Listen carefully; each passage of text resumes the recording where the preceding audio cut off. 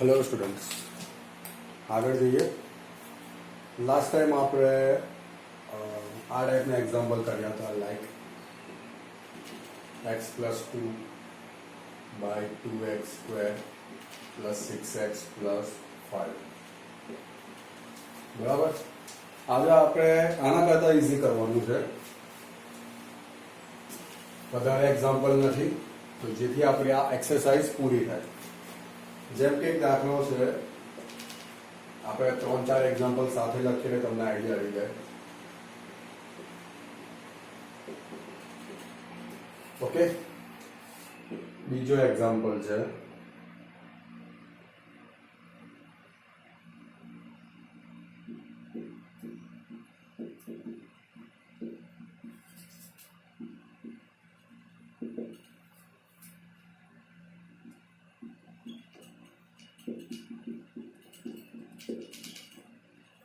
બીજા 2-3 એક્ઝામ્પલ છે, પણ તમને આ 3 એક્ઝામ્પલમાં આઈડિયા આવી જશે. બરાબર. પહેલી વાત, એક સિમ્પલ વસ્તુ છે કે તમારે x⁴n આપેલું હોય, બરાબર. ચાલો બધી વાતો, લાઈક x⁶ આપણે તમારે x³ લેટ કરવાનું, x⁴ આપેલા હોય તો x² લેટ કરવાનો. શું લેટ કરો છે પછીની વસ્તુ છે, પણ તમારે x² લેટ કરવાના. સમજ પડી? x⁸ હોય તો x⁴ લેટ કરવાના. સમજ પડી? તો એ પ્રમાણે અહીંયા હું લેટ કરીશ x³ = t. અહીંયા પણ હું લેટ કરીશ x³ = t. અહીંયા હું લેટ કરીશ x² = t. અહીંયા x⁶ એટલે મેં x³ લેટ કર્યા, અહીંયા x⁶ એટલે મેં x³ લેટ કર્યા, ત્યાં x⁴ છે તો x². મે બી x⁸ હોય, લાઈક આપણે એક એક્ઝામ્પલ જાતે બનાવી દઈએ, આ તમારી ટેક્સ્ટ બુકનું નથી.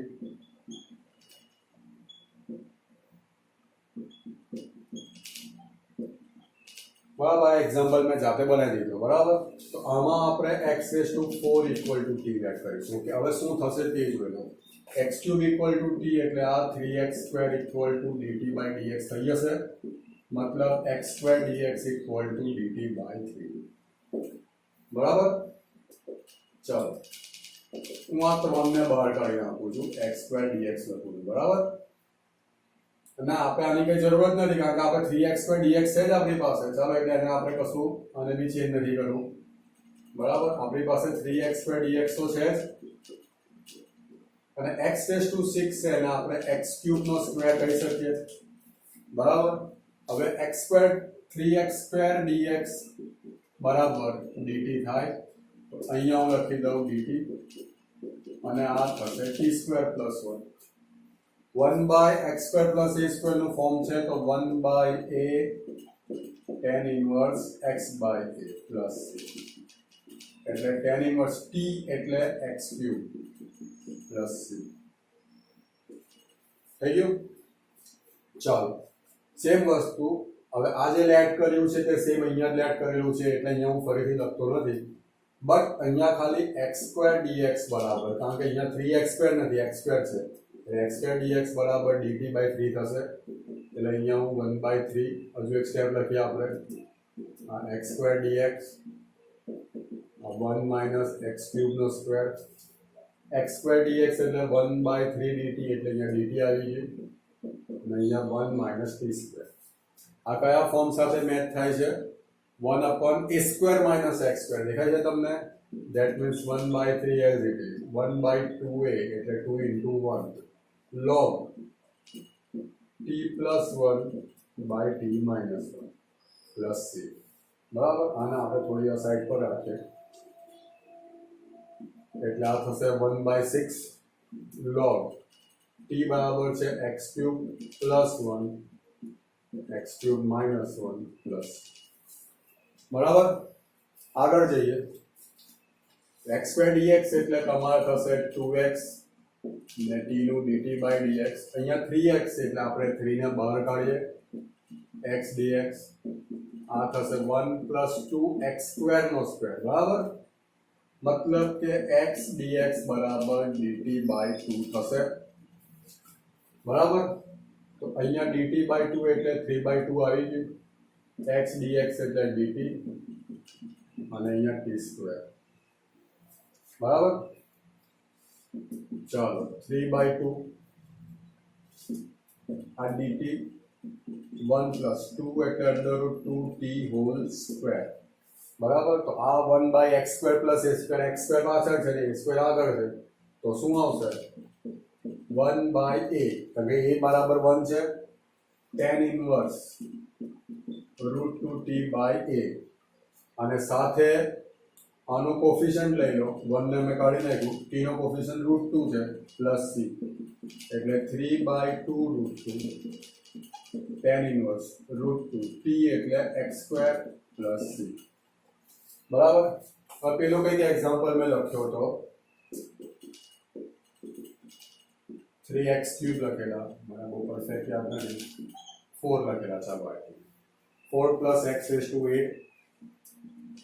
4 + x⁸ અહીંયા હું શું એડ કરીશ કોઈ જગ્યાનો પ્રોબ્લેમ છે એટલે અહીંયા હું એડ કરીશ x⁴ = t x⁴ એટલે 4x³ dt/dx આમાં આપણે 3 ને બહાર કાઢવા પડશે 4x⁸ એટલે x⁴ નો સ્ક્વેર થઈ જાય બરાબર. ઓકે મને x³ dx ની જરૂર છે એટલે x³ dx = dt/4 થઈ જાય. વેલ્યુ મૂકી દઈએ તો 3 dt/4 એટલે 4 આવી જશે x³ dx એટલે dt કારણ કે 1/4 તો આપણે બહાર કાઢી નાખ્યા 4 એટલે 2² થશે x⁴ એટલે t². ફરીથી 1/x² + a² નું ફોર્મ આવ્યું છે એટલે 1/a tan inverse x/a plus એટલે 3/a tan ઇન્વર્સ t કેટલા છે x⁴/2 પ્લસ.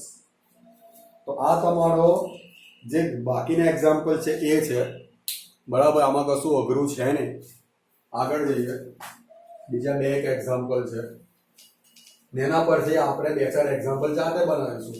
આ તમારું ચોથો ટોપિક આમાં કવર થાય છે એટલે 7.4 એક્સરસાઇઝ તમારી પૂરી થઈ જશે અને વિધિન 10 ડેઝ આપણે આ ચેપ્ટર પૂરું કરીશું વિધિન 10 લેક્ચર. ઓકે એટલે આ ચેપ્ટર પૂરું થાય એટલે તમારે ખાસું એવું રિલેક્સ તમે થઈ જશો. ચલો આગળ એક એક્ઝામ્પલ છે 5મું એ છે x² x⁶ + a⁶ બરાબર. એટલે આમાં તમે શું લેટ કરશો ચાલો પહેલા લખી દઈએ તો તમને આઈડિયા આવે x² dx ને સાથે જ લઈ લો. ઓકે x⁶ એટલે આમાં આપણે x³ નો સ્ક્વેર લઈશું બરાબર. અને અહીંયા a⁶ છે કે a² છે તે મને શ્યોર નથી 99% a² હશે કારણ કે આ જો ટોપિક આપણે ચાલ્યો જ નથી એટલે હું અત્યારે કદાચ a⁶ હશે તો આપણે પછીથી કરી દઈશું. અત્યારે મારી a² લઈને ચાલુ છું બરાબર. કારણ કે a⁶ હશે તો તમારે આખો એક્ઝામ્પલમાં અત્યાર સુધી આપણે x³ બરાબર t લેટ કરવા પછી તમે જો અહીંયા a⁶ હશે તો તમારે x³ બરાબર તમારે આઈ થિંક a tan θ કે એવું કંઈ લેટ કરવું પડશે. એ તમારે પ્રોસેસ લાંબી થઈ જશે અને અત્યારે આ એક્સરસાઇઝમાં ટોપિક પણ નથી એટલે મે બી જો a⁶ હશે તો આપણે બીજા ટોપિકમાં કવર થઈ જશે.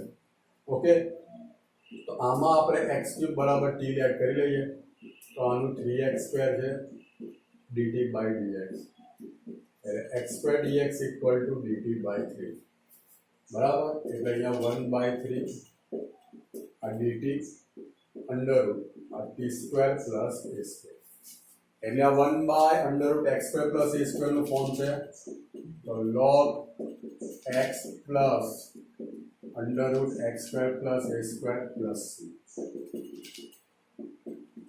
ચાલો t એટલે કે x³ t² એટલે x³ નો સ્ક્વેર એટલે x⁶ + a² બરાબર. એટલે આ એક ટોપિક હતો. આગળ જોઈએ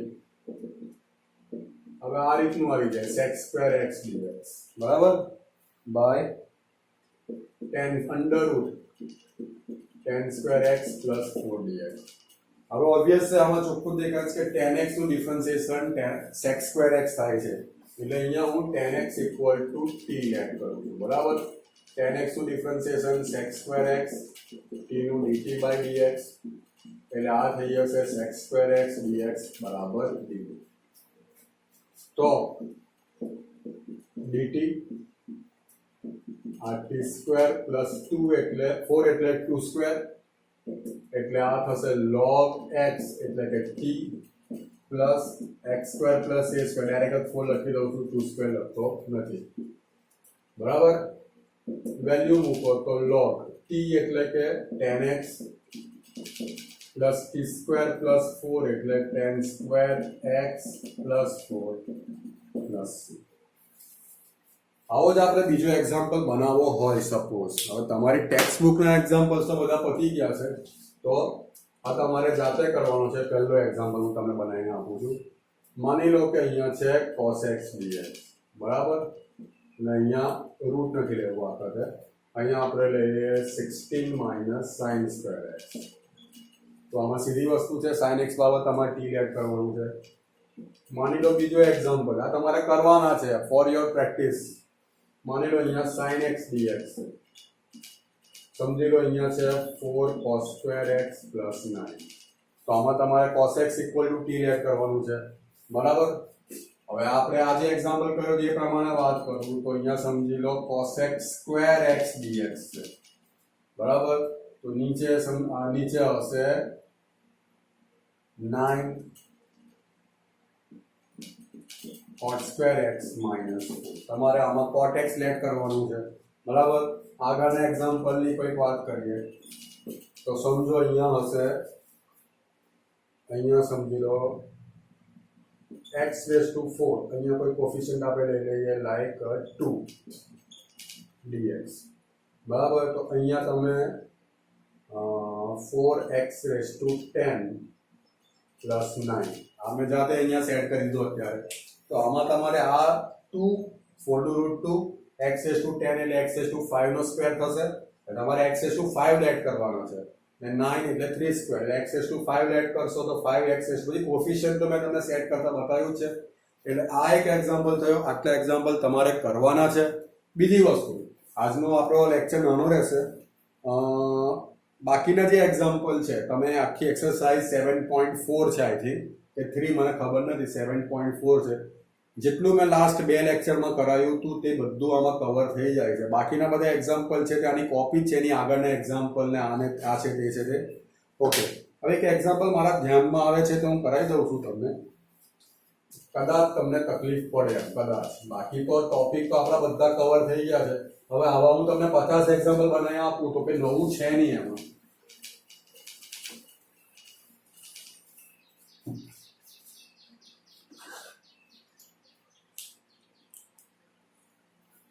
આ એક એક્ઝામ્પલ, એટલે તમને હું હિન્ટ આપી દઉં, આ તમારી ટેક્સ્ટ બુકનો એક્ઝામ્પલ છે, મે બી એક્સરસાઇઝ નથી પણ આગળના એક્ઝામ્પલ ગુજરાતીમાં કહીએ તો ઉદાહરણનો છે.